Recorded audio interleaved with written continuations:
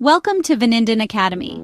If you're building a solar power system, especially off-grid, a solar charge controller is one of the most critical components you'll need.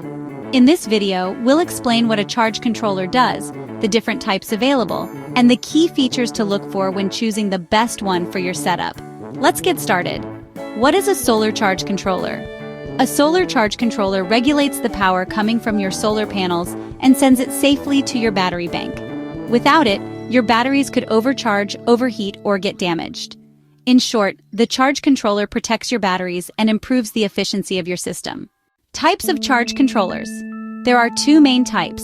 1. PWM, pulse width modulation. PWM controllers are simple and affordable.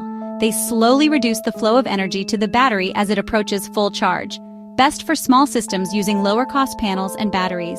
2. MPPT, maximum power point tracking. MPPT controllers are more advanced and efficient. They adjust voltage and current to extract the maximum power from your solar panels, even under changing sunlight. Best for medium to large systems, especially when using higher voltage panels or in colder climates. Now let's look at the key features to consider when choosing the best solar charge controller. Feature 1. System voltage compatibility.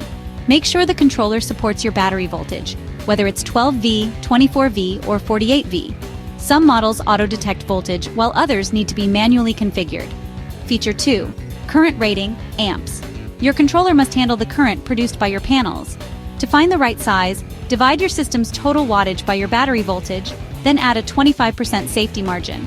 For example, a 1000-watt system charging a 24V battery needs a controller rated for at least 52 amps. Feature 3. MPPT or PWM technology. Choose MPPT if your system is larger, if panel voltage is higher than battery voltage, or if you want the most efficiency. PWM is fine for smaller, low-cost setups with basic needs. Feature 4. Battery type compatibility. Make sure the controller supports your battery type, like lead-acid, lithium, AGM, or gel. Some models offer programmable settings for more flexibility. Feature 5. Display and monitoring. Look for models with a digital display or Bluetooth app to track real-time performance, like charging voltage, current, and battery status. Feature 6. Temperature compensation. This feature adjusts charging levels based on temperature, which protects your batteries and extends their life. It's especially important in areas with extreme temperatures. Feature 7. Protection features. The best charge controllers include protections against overcharging, over-discharging, reverse polarity, short circuits, and overheating. Feature 8. Brand and warranty. Choose a trusted brand with good customer support and at least a 1 to 2 year warranty.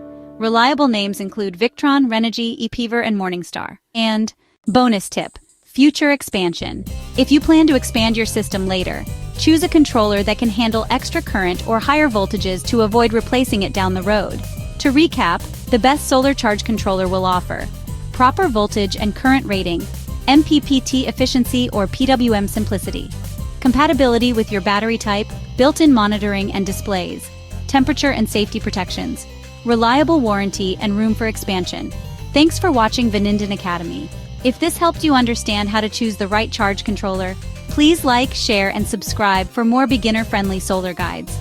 And let us know in the comments, are you using MPT or PWM in your solar system?